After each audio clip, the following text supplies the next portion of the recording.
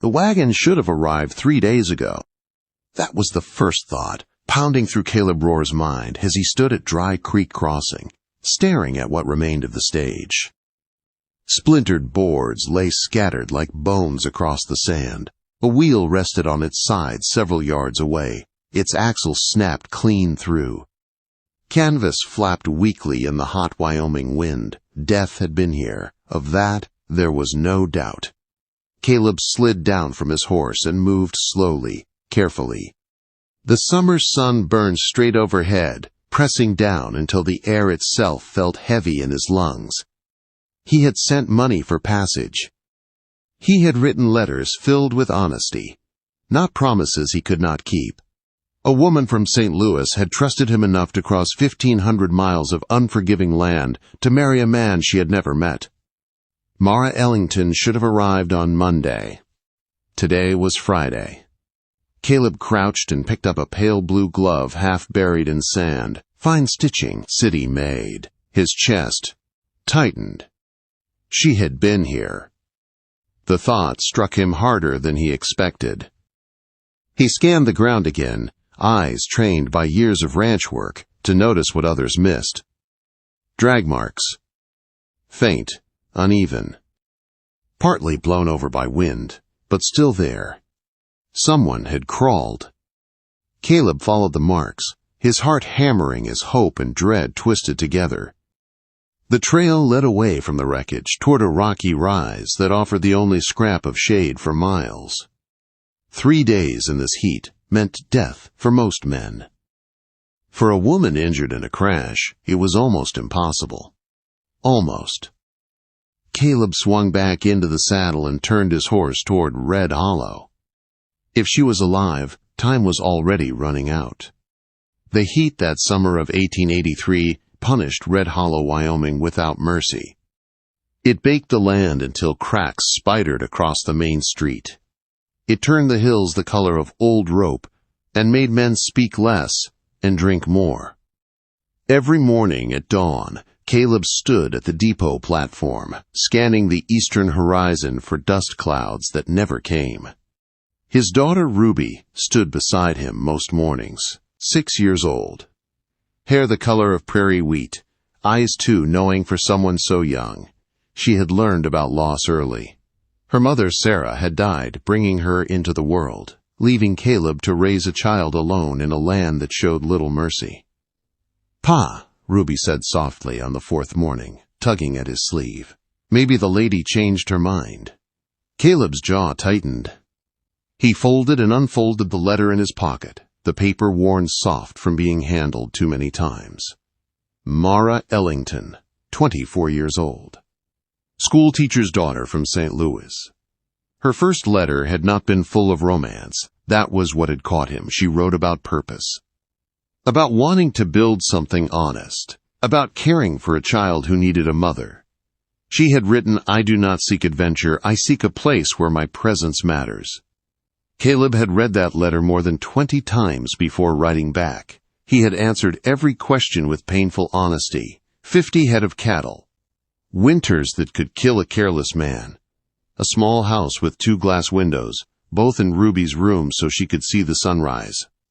Mara had written back, "Glass windows for a child's sunrise tells me everything I need to know about your heart." That line had made him believe, just for a moment, that the world might not be entirely cruel. "She didn't change her mind," Caleb said quietly to Ruby. "The coach is late, that's all." But 4 days late was not late. 4 days late was disaster. The depot manager, Hoskins, stepped out wiping sweat from his brow. "Caleb," he said slowly, "you should head home. Just got word. No coaches getting through from the east." "Why not?" "Trouble on the road, east of Buffalo Creek." Caleb's gut twisted. "What kind of trouble?" Hoskins shrugged. "Rock slide, flood, hard to say. But your bride was coming on one of those wagons." Caleb nodded once. He already knew. That evening, after Ruby was asleep, Caleb sat on the porch watching the sun bleed out across the horizon. He pulled out Mara's last letter. "I leave for Wyoming in 6 days. I am nervous. but it is the good kind, the kind that comes before something important begins. June 15th had come and gone. June 19th was nearly over. Caleb was still sitting there when he heard the horse coming hard from town. Sam Weaver pulled up fast, his horse lathered and shaking. "Caleb," he said, "you need to get to town, now." The words hit like a blow. "Stage driver just came in," Sam continued. "There was an accident, Dry Creek Crossing." Caleb did not remember moving, but suddenly he was gripping Sam's stirrup. "Was there a woman?" Sam nodded. "Traveling alone, from back east." "Is she alive?" Sam hesitated. "Driver doesn't know. He left her pinned. That was 3 days ago." Caleb turned back toward the house, toward the room where Ruby slept. Mary Weaver was already on her way to sit with her. There was nothing left to decide. Within minutes, Caleb had saddled his horse, filled his canteens, packed food, rope, and a small medical kit his wife had once assembled. Hope, thin as it was, went with him. The ride to Dry Creek Crossing took hours. The land stretched endless and silent beneath the stars. Coyotes watched from a distance. The wind carried no comfort. Dawn broke as Caleb reached the wreckage. The wagon lay on its side, just as Sam had said. No bodies, no movement. "Mara," Caleb called. His voice cracked the silence. Nothing. Then he saw it. A canteen lying empty in the sand. Beyond it, drag marks. Caleb ran. He found her beneath a fallen beam near the rocks. Her dress was torn, her skin burned red from the sun. Her legs lay twisted at angles that made his stomach turn. He dropped to his knees. "Mara," he whispered. "It's Caleb." She did not answer. His fingers found her throat. A pulse. Weak, but there. She was alive. Caleb lifted her carefully, anger and relief crashing together in his chest. She was light, too light. Her breathing hitched as he moved her, but she did not wake. "I've got you," he murmured. "I'm here."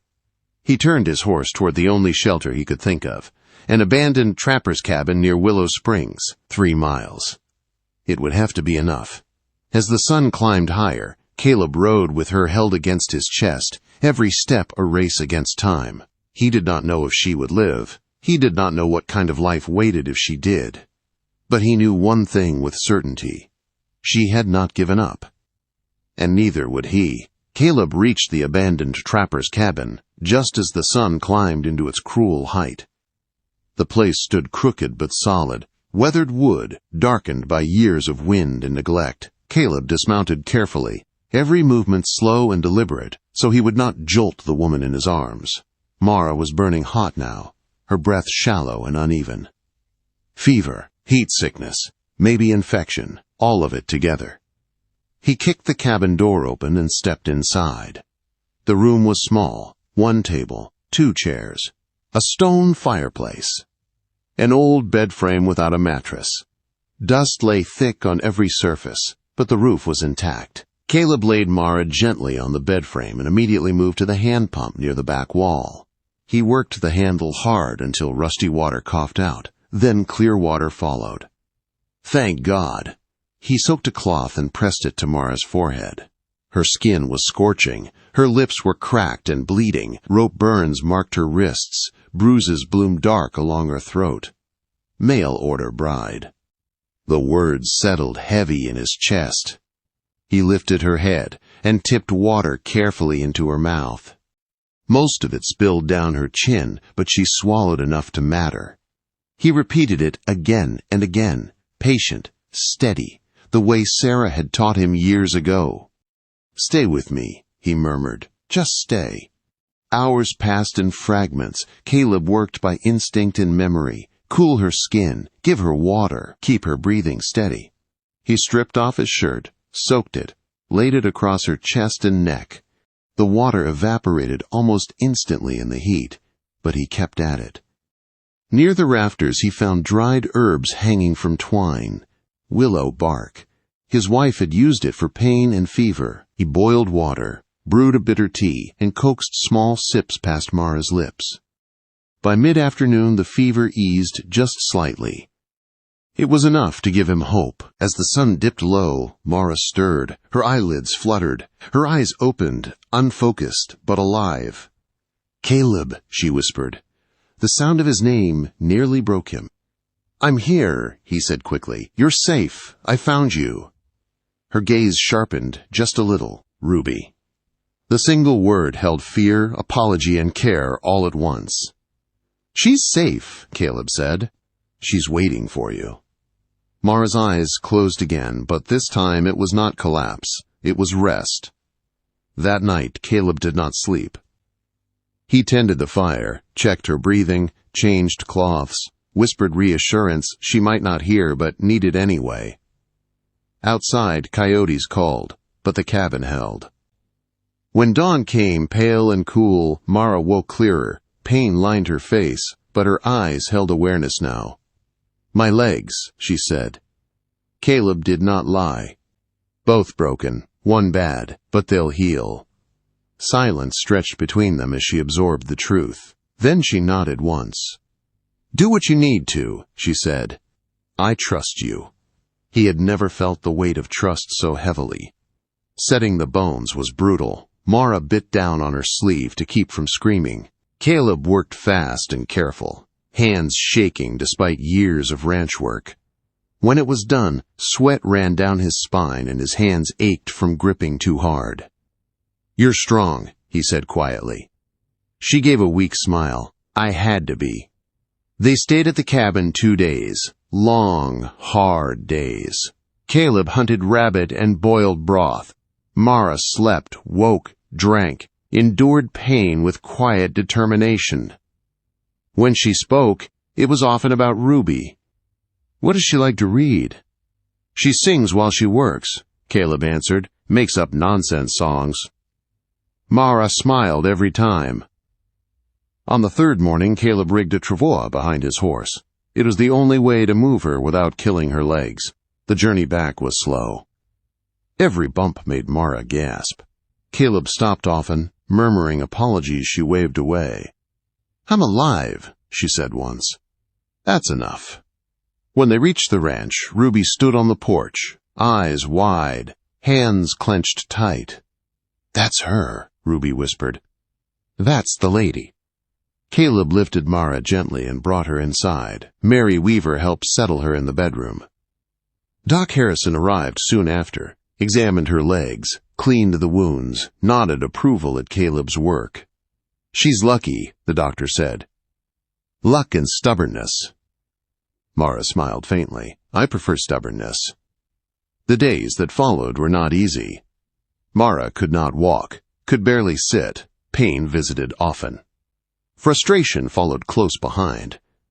Caleb learned quickly how hard it was to care for another adult with dignity, how exhausting it was to do everything twice. And yet, something shifted in the house. Ruby brought flowers, sat beside the bed listening to stories, asked careful questions. "Can I call you Miss Mara?"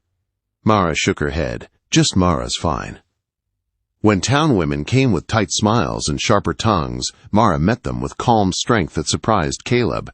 When gossip crept, she stood firm.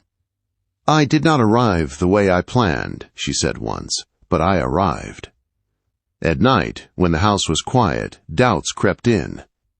"I'm a burden," Mara whispered once, staring at the ceiling. "You didn't sign up for this." Caleb took her hand. "I signed up for you." Weeks passed. Bones mended slowly. Pain dulled to ache. Mara learned how to move again, inch by inch. She read to Ruby, helped with numbers and letters, balanced Caleb's ranch ledgers from bed. One afternoon, Ruby fell and split her head open. Caleb panicked. Mara did not. She pressed cloth to the wound, gave calm instructions, stitched skin with steady hands learned from books, and courage learned from suffering. Ruby cried, but trusted her. That night, Ruby climbed onto the bed and hugged her. "Can I call you Mama?" she asked softly. Mara's breath caught. "If you want to." "I want to." Caleb watched from the doorway, something breaking and healing all at once inside him. Winter came early. Snow dusted the land. Mara walked again with a cane, laughed when she fell, got back up. They married quietly one afternoon with Ruby as witness, and as Mara stood at the window that night, watching snow fall over the land she had nearly died reaching, she realized something true. She had not arrived whole, but she had arrived alive. And this life, imperfect and hard and chosen, was worth every mile. Winter loosened its grip slowly, the way it always did in Wyoming. Snow stayed in the shadows long after the sun returned, stubborn and cold. But each morning Mara felt a little stronger. Her steps grew steadier. The cane Caleb had carved became less of a necessity, and more of a reminder of what she had survived. Pain still lived in her legs, especially when the weather changed, but it no longer owned her. One morning, she surprised Caleb by standing at the stove. "You should be resting," he said, moving toward her. She shook her head, smiling. "I've rested enough. Let me burn the eggs once in a while." Ruby laughed from the table. "Mama burns them funny, Pa." "That's because I'm out of practice," Mara said. "Give me time." Life settled into a rhythm neither of them had planned, but all of them needed. Mara taught Ruby reading and numbers in the afternoons. She helped Caleb with ranch accounts in the evenings. She listened when he spoke about cattle prices and fence repairs, and he listened when she talked about books and ideas that stretched beyond the valley. They did not rush love. Love grew anyway, quiet, certain, built from shared days and honest nights. Spring arrived with green creeping back into the land. Cottonwood buds swelled along the creek. Birds returned, loud and fearless. Ruby ran through the grass, chasing them, her laughter carrying across the ranch.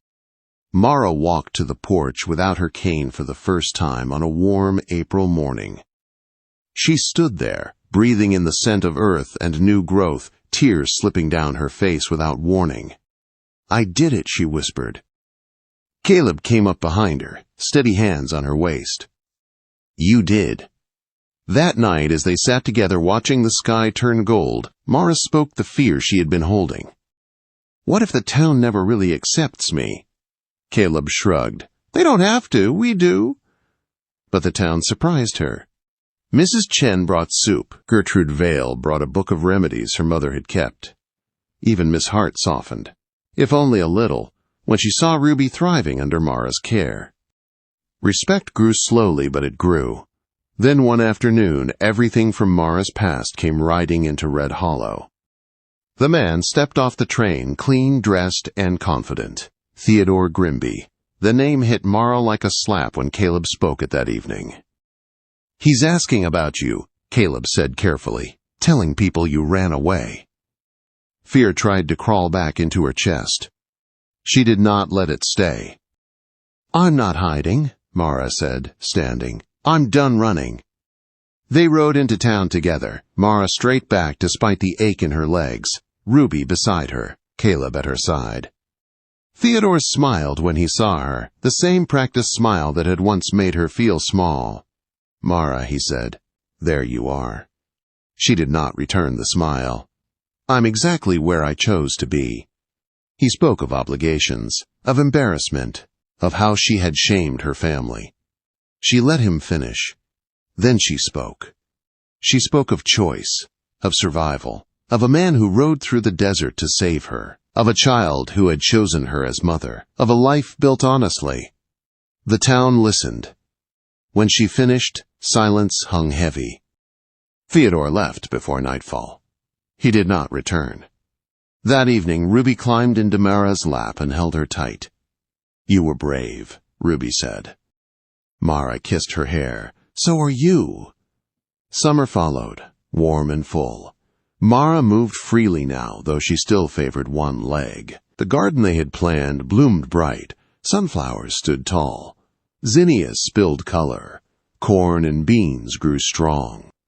One evening, as they worked side by side, Mara felt a strange stillness inside her body. She waited, counted days, then told Caleb with shaking hands, "I think I'm with child." Fear crossed his face first. then awe, then joy. They sat together on the porch long after dark, talking softly about what might come. Winter again, birth, risk, but they had learned not to live by fear. Ruby talked to Mara's belly every morning. "I'll teach you birds," she said seriously. The pregnancy was not easy. Mara tired quickly. Her legs swelled when she stood too long. Caleb watched her closely, remembering too well what pregnancy had taken from him before. "I'm not Sarah," Mara reminded him gently. "And I'm not alone." The baby came early, one cold night, with the midwife and Gertrude both present. Pain and fear filled the room, but so did strength. When the cry finally came, sharp and alive, Caleb sank to his knees. A girl, small, loud, perfect. They named her Hope. Life did not become easier. It became fuller. Sleepless nights, chores doubled, worries multiplied. But joy lived there too. Mara stood in the yard one afternoon watching Ruby teach Hope to walk. Tiny hands held steady. Caleb came up behind her, slipping an arm around her waist. "You ever regret answering that advertisement?" Mara smiled. "I regret nothing that led me here." The sun dipped low over the Wyoming land. The ranch stood quiet and strong. A family forged by choice and hardship and love stood together. The mail-order bride had not arrived on time. She had arrived broken. But she had stayed. And in staying, she had built a life stronger than anything she had ever imagined.